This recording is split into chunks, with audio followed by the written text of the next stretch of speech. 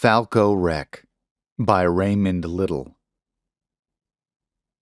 Manhattan, 1983. Josh winced when he saw his old friend for the first time in 2 years. "What the heck happened to you? You look like crap." "Thanks," Sam said. "Nice to see you too, buddy." "Hey, sorry, man. Come in." Josh led him through the apartment to the slick minimalist kitchen. "Coffee?" Sam forced a smile that revealed a broken front tooth as he eased himself onto a stool. You got anything stronger?" "Sure." Josh ignored the urge to point out the fact it was 10 in the morning as he grabbed a beer from the refrigerator and placed it on the counter before settling himself opposite his pal. "It's good to see you." "Yeah."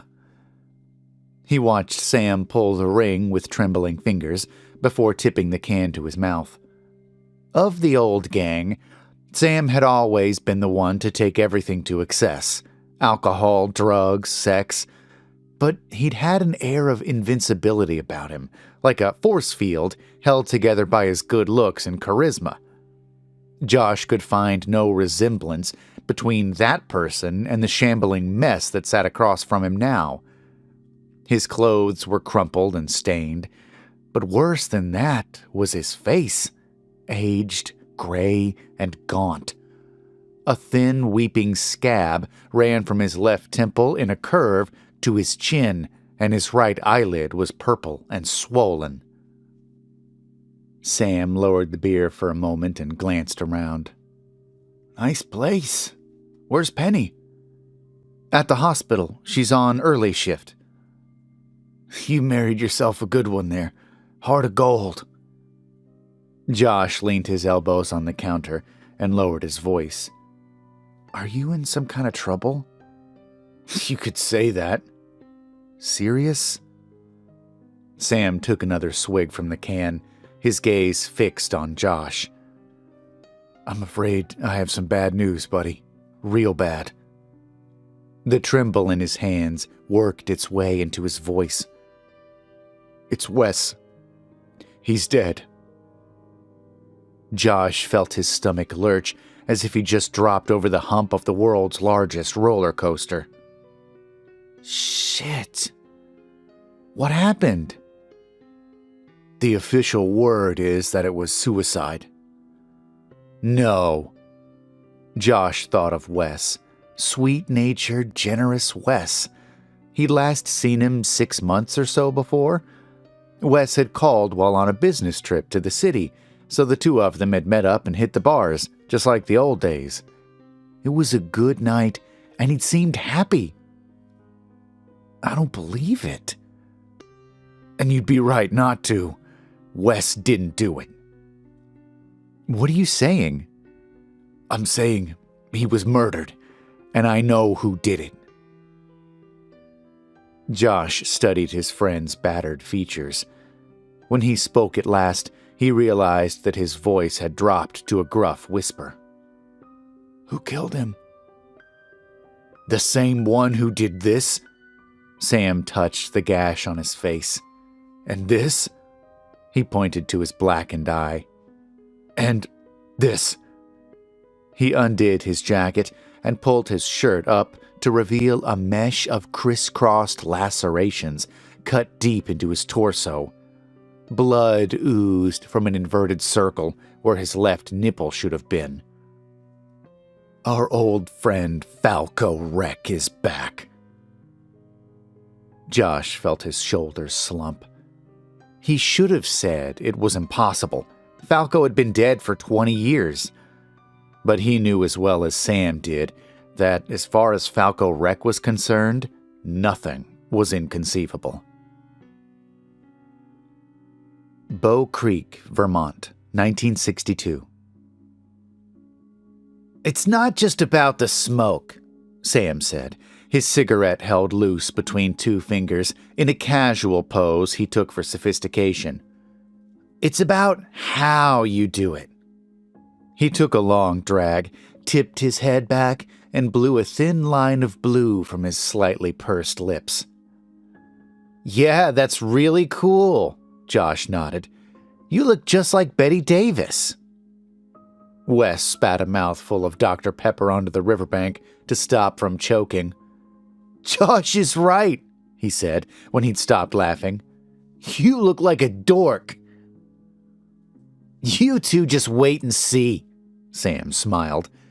"I'll be the one with my hands up Wendy Mae's sweater next term."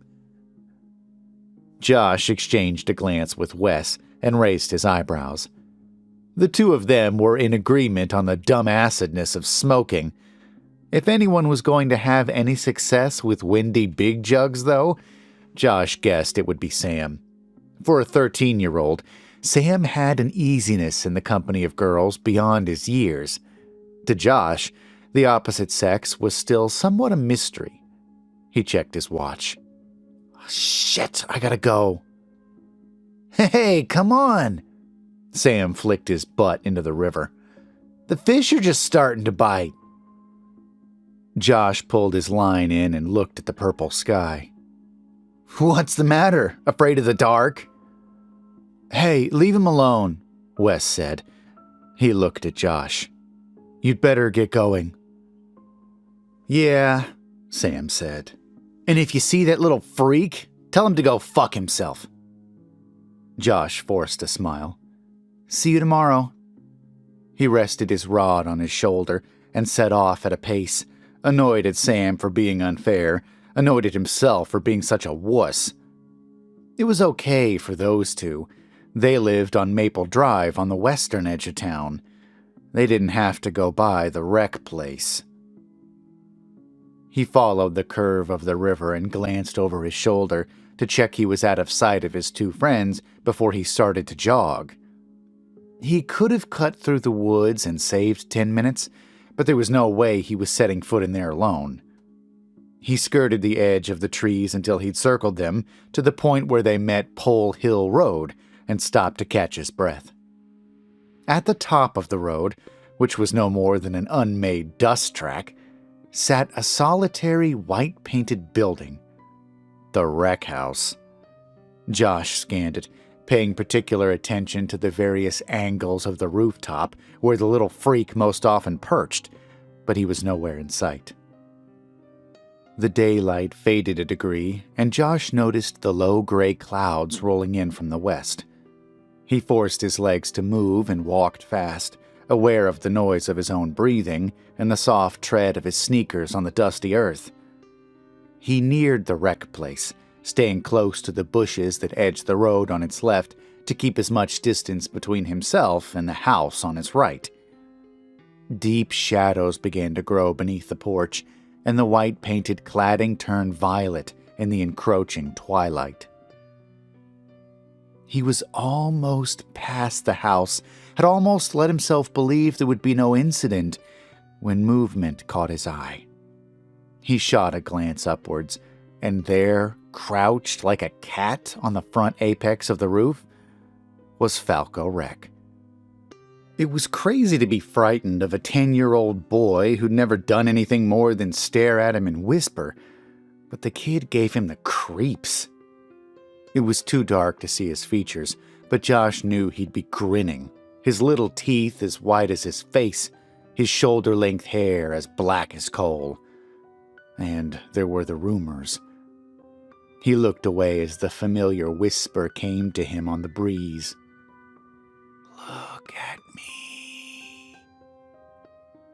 Josh concentrated on the track ahead. "Look what I can do." That time, the whisper had been harsh, menacing, but worse than that, it hadn't come from the roof. "Look." Josh turned and looked into the eyes of the boy standing 6 feet behind him. "Let me show you." Falco flicked his thick, pointed tongue in and out of his lips like a rattler tasting the air and grinned. "No," Josh managed. He tried to turn away, but his body felt old and heavy as he looked into the child's eyes. Falco came toward him, though he seemed to take no steps. "Look," he repeated. The black of his pupils grew until it engulfed his eyeballs, and Josh felt himself pulled to the edge of a cold, dark void that made him gasp. "Just a taste for now," the boy said, and the universe of black receded at his command until Josh was able to move at last. He stumbled backward, shamefully aware of the damp warmth spreading down the inside of his thigh, and whipped his fishing rod out in a wide arc. Falco touched his fingertips to the cut on its cheek left by the rod's tip and smiled. "One day, the penny will drop." Josh turned and ran for home, the shallow, unreal laughter of Falco Wreck following him on the breeze. Brooklyn, 1983. "Hey, here he is, Mr. No-Show." Sam closed the front door and peered into the dim corridor. "Hello, Mrs. Martello." "Hello, nothing. You owe me a month's rent." "Don't worry, I'm good for it." He passed the old lady by and climbed the creaking staircase. "I'll drop by the bank tomorrow." Tomorrow. Always tomorrow." Sam ignored her and felt for his key as he reached his first-floor two-room. "And by the way," he heard her call as he let himself in, "you look like shit." He flicked the light switch and kicked his way through empty cartons and beer cans to the bed, lifting a half-finished bottle of bourbon from the bureau as he passed. The room was a tip, worse even than its usual state, but tidying seemed to be a battle he could never win.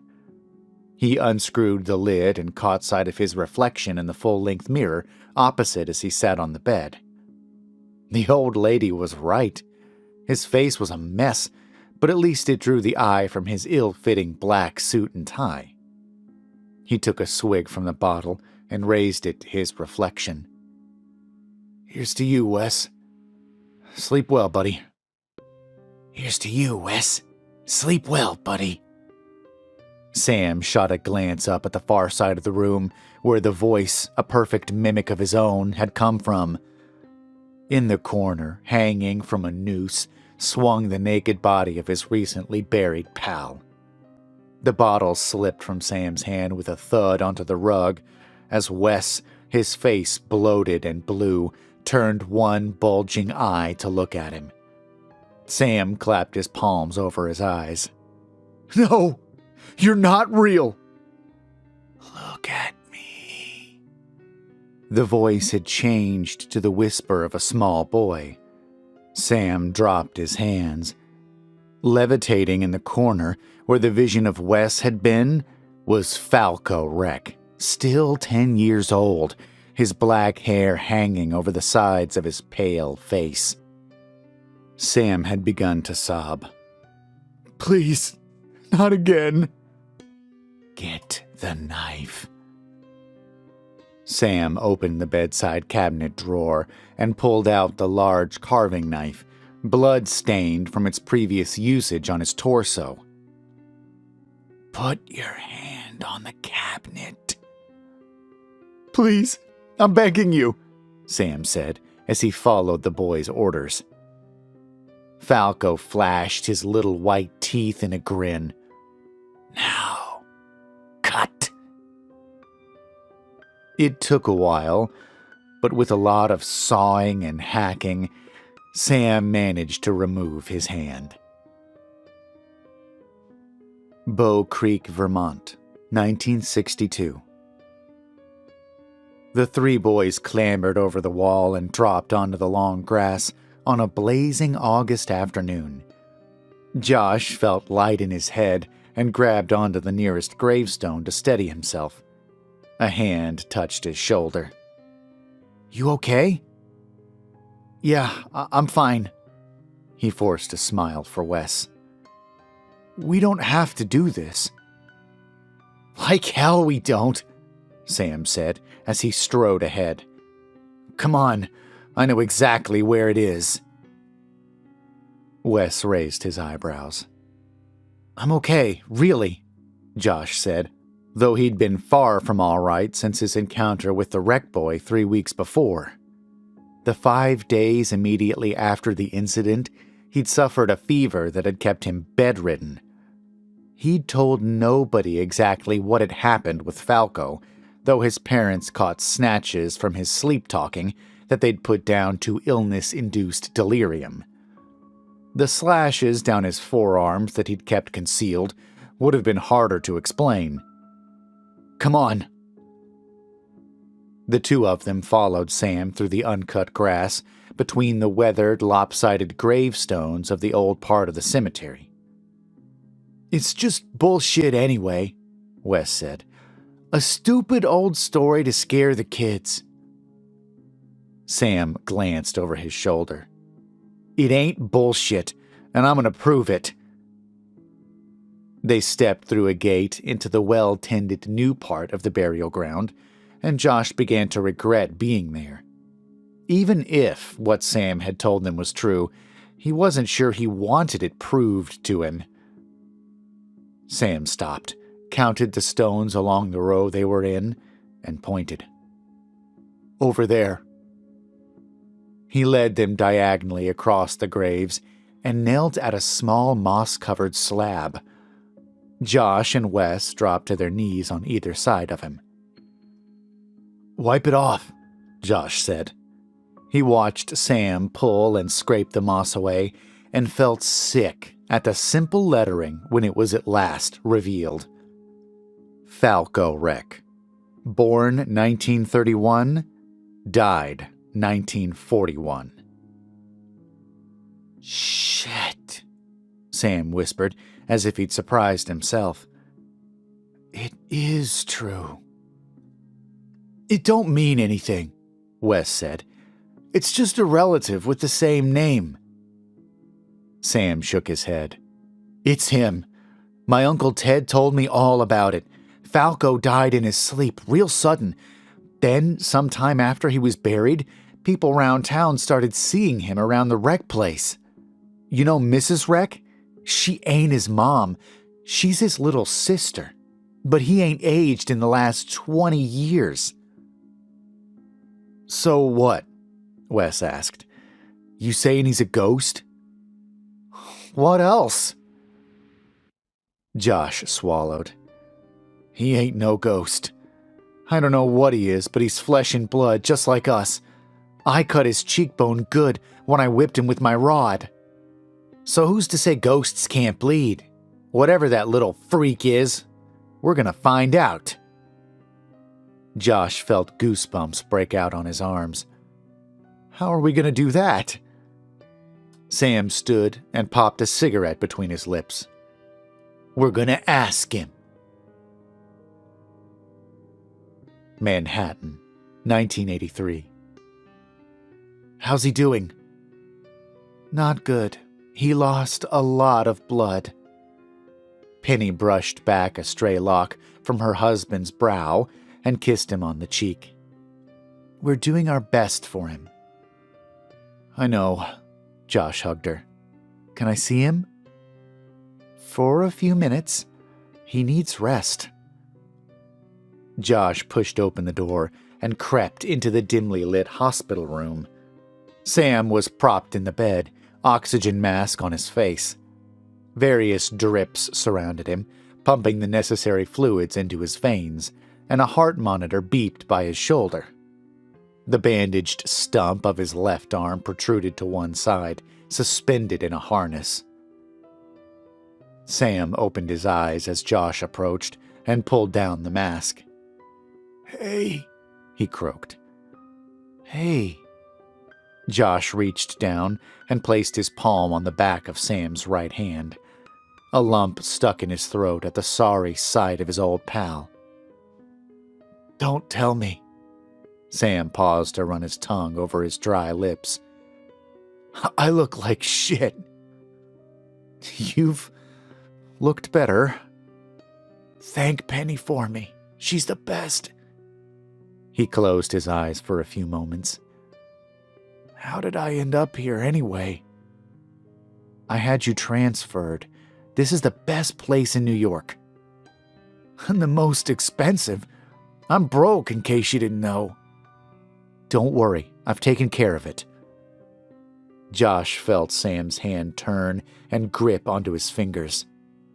You have to listen to me, Josh. He's going to come for you. He killed Wes, and he'll kill me when he's finished having his fun. Then he'll come for you. Josh leaned close and lowered his voice. Wes hung himself, Sam. And you... I know, I cut my own hand off. But don't kid yourself. When he shows you the darkness, you got no choice. Josh couldn't disagree.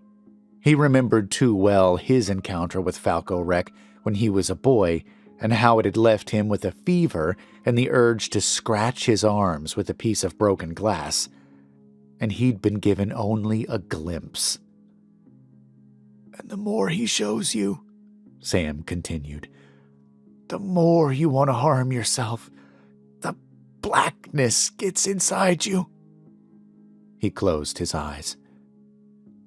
Sam, what is the blackness? What can I do to stop him? The blackness is him. Sam opened his eyes and coughed. So dry. Hang on. Josh wet his lips with a damp wad from the side table. It's so big, Josh, and so heavy, it's unbearable. And when it gets inside you... It's okay, man. Josh held onto his friend's hand. Sam, you've got to tell me. What can I do? Sam closed his eyes again and began to drift, taken by the morphine and codeine. There's nothing you can do, he slurred. You're fucked. We're all fucked. Bow Creek, Vermont, 1962. Josh glanced west at the disappearing sun and zipped up his jacket. The whole thing was a bad idea, but once Sam had made his mind up on something, there was no talking him out of it. The lights are turning on, Wes whispered. Across from the boys' hiding place in the bushes by the dirt road, a room that Josh guessed was the kitchen in the wreck place, shone yellow. The silhouette of a woman, her hair in a bun, crossed back and forth before disappearing from view. Further lights appeared in the rear downstairs rooms. What do we do? Josh asked, trying to hide the tremble in his voice. We wait, Sam said. They didn't have to wait for long. Within 5 minutes, as the evening sky turned a deep, bruised purple, a small boy emerged from an attic window onto the roof and scampered on all fours to the front apex. Come on, Sam said, and the three of them stepped through the bush. A childish giggle floated down to them. He's seen us, Josh said. Good. Sam strode across the dust road onto the front lawn of the old white house. Josh and Wes exchanged a glance and followed. Hey, Sam hissed. Falco Wreck looked down at him and cocked his head to one side. Come down. We want to talk. Josh looked at the kitchen window, afraid that Mrs. Wreck would hear them, but she was still in a back room. When he looked back at the roof, Falco was standing straight up, his arms held out from his sides as if to keep his balance. Come down, Sam repeated. We want to ask you something. Falco looked down at Sam, smiled, and began to tilt forward. What's he doing? Wes whispered. Josh took a step back. I don't know. Falco continued to tilt, his whole body straight, until he was hanging from the roof at an impossible 45-degree angle. All three boys began to back away. Not fucking possible, Sam muttered. Come on, Josh tugged at his friend's sleeves. We need to get out of here. What are you? Sam asked.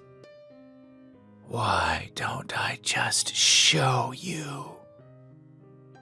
Josh squeezed his eyes shut. Don't look at him! The silence he received in reply from his buddies told him all he needed to know. Falco's eyes would be black, and Sam and Wes would be paralyzed on the edge of the dark abyss. He turned away, opened his eyes, scanned the lawn, and saw what he wanted.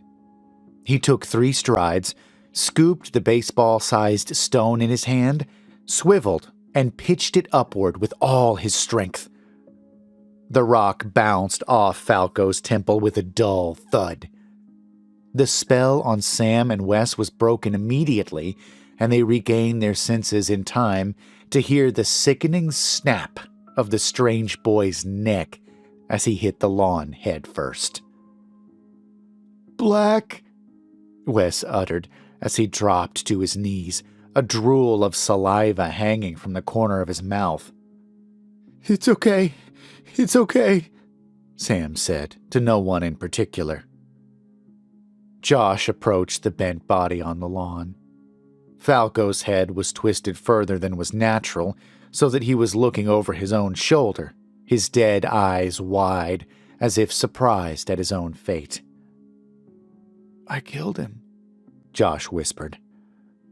Come on, Josh felt his elbow pulled. We gotta get out of here. I killed him. Shut the fuck up, Sam hissed. He yanked Wes to his feet. You didn't kill him, Josh. He's been dead for years. Josh felt himself pushed and jostled until he found himself running alongside Sam and Wes. When they stopped at last at the back of old Bill Tyson's farm, he dropped to his knees and threw up. He heard the sound of Wes sobbing nearby. Listen to me, both of you, Sam said. We were fishing by the river all evening. We were nowhere near the wreck place. Everybody knows he's always messing around on that roof. It'll look like he fell and broke his neck. But No buts, Sam said. Whatever he was fucking evil. He got what he deserved. Manhattan, 1983. The moment the phone rang in his apartment, Josh had a bad feeling. Josh? He felt his pace quicken at the tone of his wife's voice. It was flat, devoid of her usual bounce. Penny? What's wrong? She began to sob. Penny, what's happened? The boy came to see us. He's such a small boy. Are you still at the hospital? Josh fought to stifle the panic in his voice. Are you with Sam? Penny was silent. In the background, Josh thought he heard a whispered voice. Penny? Who's there with you? I'm in Sam's room. He's dead. I'm sorry, Josh. Penny, listen to me. You've got to get out of there. Go to the nurse's station, the reception, anywhere where there are other people. I killed him. The boy showed us the darkness. Oh, Josh, it was so heavy and so cold, and Sam begged me to do it. It was the only way. No. Josh ran a wrist across his damp cheeks, aware of the hopelessness growing in his gut. Don't listen to the boy. Don't even look at him. There's so much blood. I cut him and cut him. Poor Sam. Get out of there, Penny! It's too late. The boy wants me to give you a message. He says to remember what he told you in Bow Creek. Her grief overcame her then, and she struggled to speak her last words. Goodbye, Josh. I love you. No, Penny, wait! The line went dead, and Josh ran from the apartment, the words of Falco Wreck from all those years ago resounding in his mind. One day, the penny will drop. Whitstable, England, 2013. The sea was calm, a red hue reflected over its surface from the fiery September evening sky. Josh took a long sip of his beer and looked down on the last of the beach walkers from his seat on the wooden veranda of the Neptune Inn. The pub had begun to fill with diners and drinkers, both inside and out. The blazing heat of the afternoon had turned into a humid evening with just a hint of breeze, and the locals had descended onto the sprawling beachfront restaurant and bar to enjoy it. He glanced at his watch. The man hadn't made an appearance yet. Josh pulled a pair of spectacles from the breast pocket of his jacket, slipped them on, and opened the leather file on the table before him. He flicked through the reports, correspondences, and photos, and retrieved a handwritten note. It was dated from 30 years before, and though he'd read it so many times he could recite it word for word, he studied it once more. It was a short note, given to him several weeks after the funerals of Sam and Penny, released subsequent to the inquest into the death of Wesley Barnes. He held it under the glow from the little table lamp. Dear Josh, he's back, and he's shown me it all. I'm sure you and Sam are next. I know what he is. Falco Wreck is not a boy. He is the void that surrounds existence, the sheer nothingness, and it is so heavy and vast and cold. You will never understand until you've seen it, and once you have, life is unbearable. The layer between existence and the black void is paper thin. Life is so small, a spark of light, and the dark, cold nothingness is so big. You can't beat it, buddy. So long. Wes, April 3rd, 1983.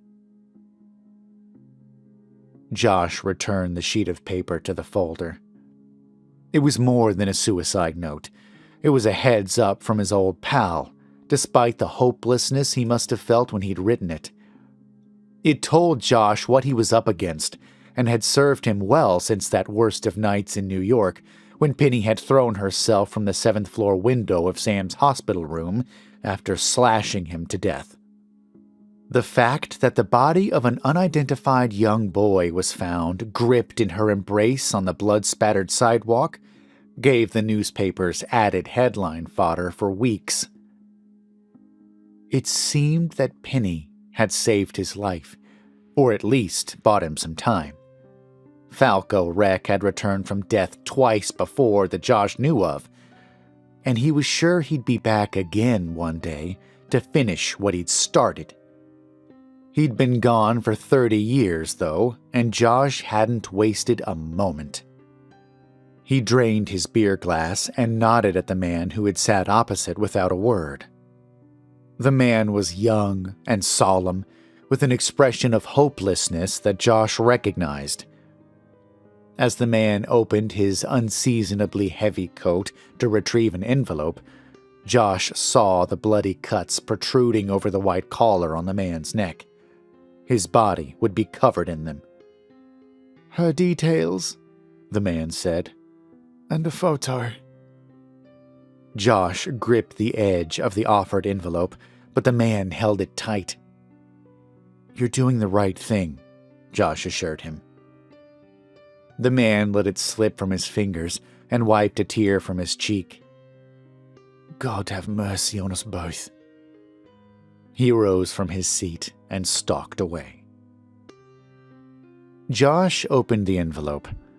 The photograph revealed a young woman, her hair a shock of red curls, her eyes dark and sultry. He turned it over and read her name on the back, Emily Keene, and her address. In smaller writing in the bottom right-hand corner, the simple inscription, Born June 8, 1970, died March 1st, 1995, was set in brackets. He slipped it inside his leather folder. Emily Keene, dead since 1995, and yet still walking around this quaint little English seaside town. Josh added her name to the others he'd encountered. Jake Smith, William Hathaway, Mary Leone, Falco Wreck. He would kill her just as he had the others. It wouldn't be permanent, they always came back, but it would give her victims a little more time. The force that drove the darkness embodied in Falco Wreck and his kind was jealousy of life. Of that, Josh was sure. And Wes had been right. Existence was such a tiny spark of light that could never win. But Josh would hold the dark tide back wherever he could, for he knew that every second gained for every soul on this side of the thin veil was another moment in paradise.